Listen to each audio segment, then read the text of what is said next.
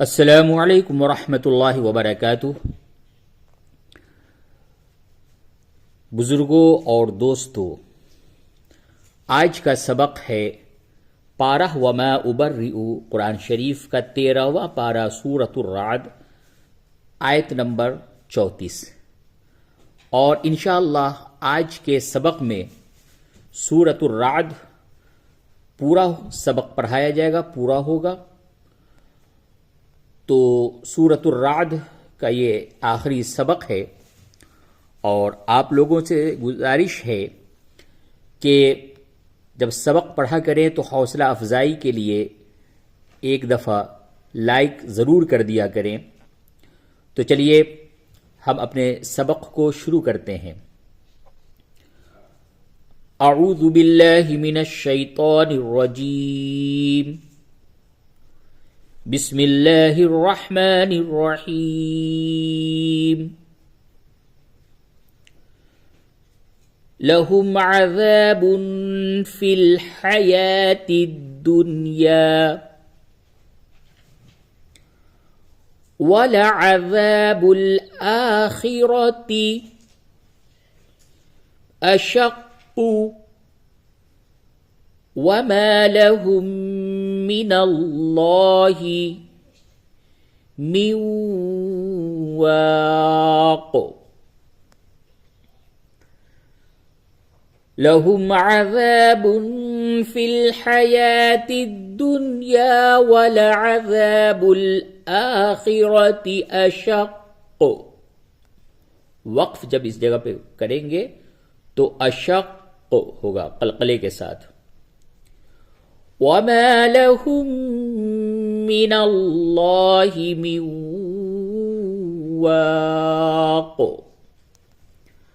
आयत नंबर 35। मसलुल जन्नतिल्लती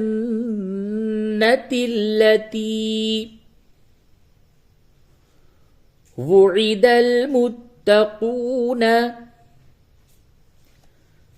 तजरी मिन तहतिहल अन्हारु उकुलुहा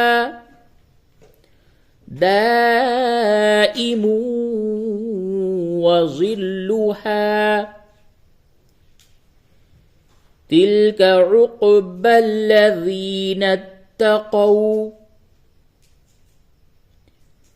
वउक़बल काफ़िरीन अन्नार।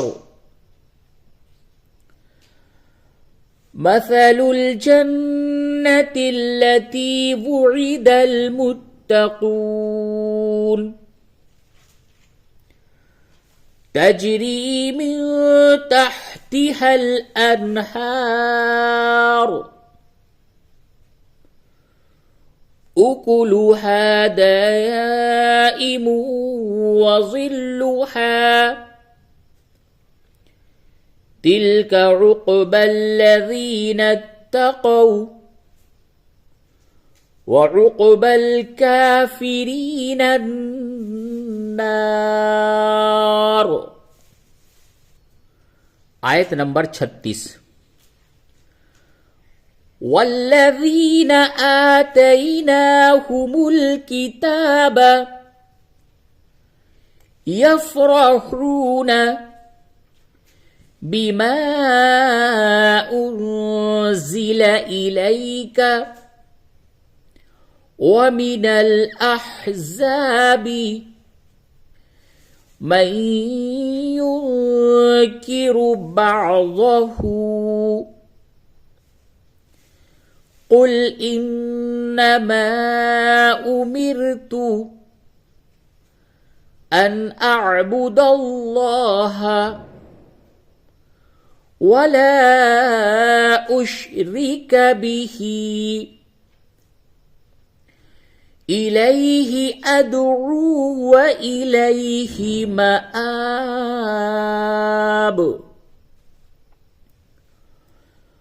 वल्लज़ीन आतैनाहुमुल किताब यफ़रहून बिमा उन्ज़िल इलैक بما أنزل إليك ومن الأحزاب من ينكر بعضه قل إنما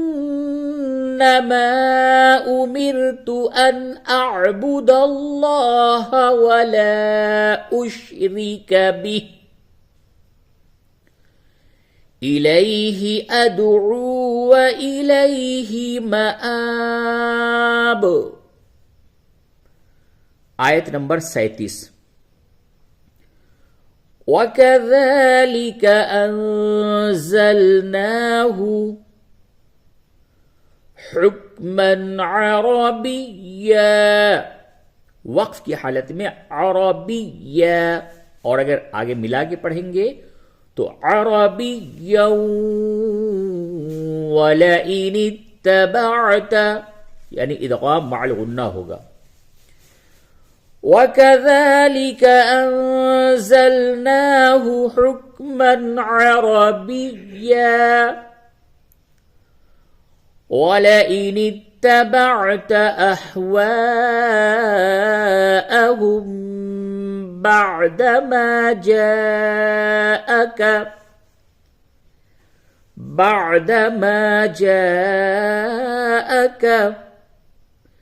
मिनल इल्मि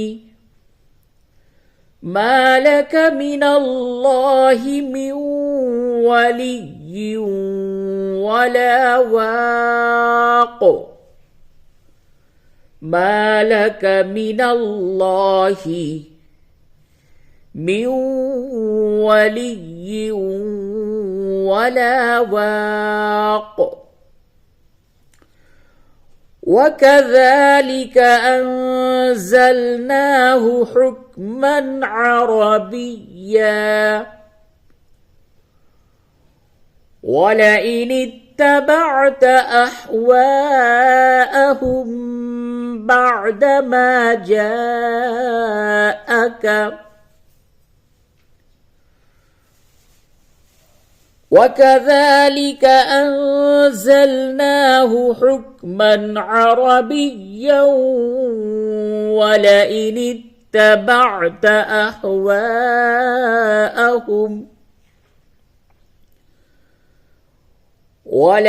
اتبعت أهواءهم بعدما جاءك من العلم ما لك من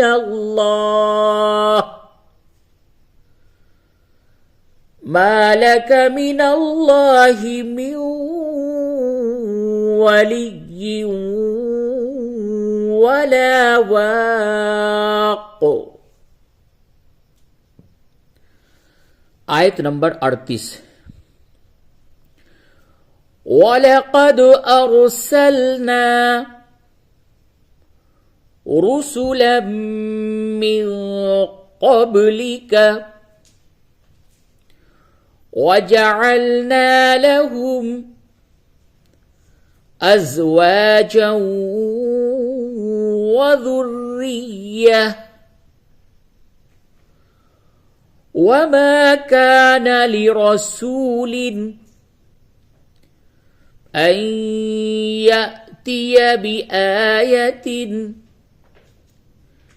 إلا بإذن الله لكل أجل كتاب.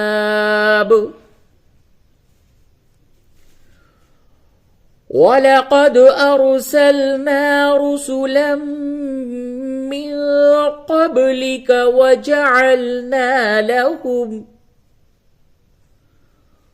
وجعلنا لهم أزواجا وذرية وما كان لرسول أن يأتي بآية إلا بإذن الله لكل أجل किताब. आयत नंबर 39। يمحو الله ما يشاء ويثبت وعنده أم الكتاب يمحو الله ما يشاء ويثبت وعنده أم الكتاب. आयत नंबर 40. وَإِمَّا نُرِيَنَّكَ بَعْضَ الَّذِي نَعِدُهُمْ أَوْ نَتَوَفَّيَنَّكَ فَإِنَّمَا عَلَيْكَ الْبَلَاغُ وَعَلَيْنَا الْحِسَابُ.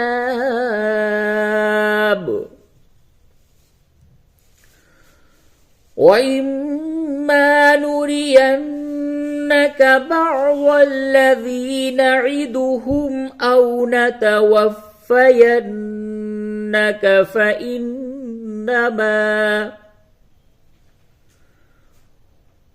فإنما عليك البلاغ وعلينا الحساب.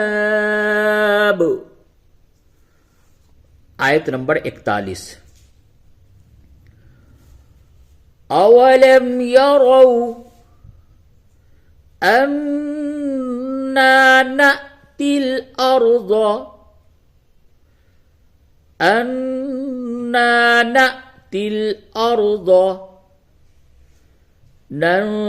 ننقصها من أطرافها والله يحكم لا معقب لحكمه وهو سريع الحساب.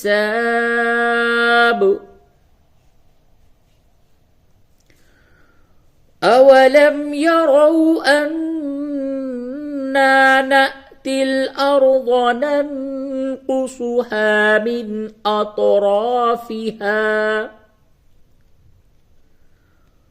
والله يحكم لا معقب لحكمه وهو سريع الحساب.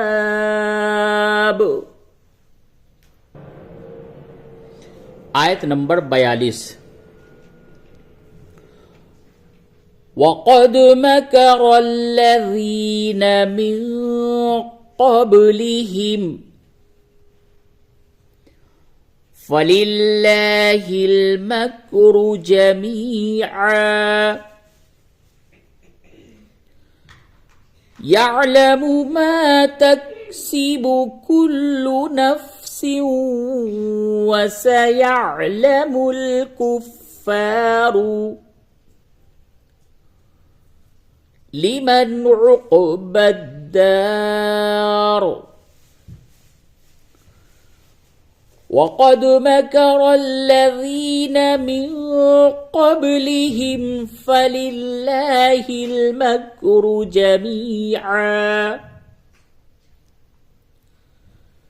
يعلم ما تكسب كل نفس وسيعلم الكفار لمن عقبى الدار. आयत नंबर 43. ويقول الذين كفروا لست مرسلا قل كفى بالله شهيدا بيني وبينكم ومن عنده इल्मुल किताब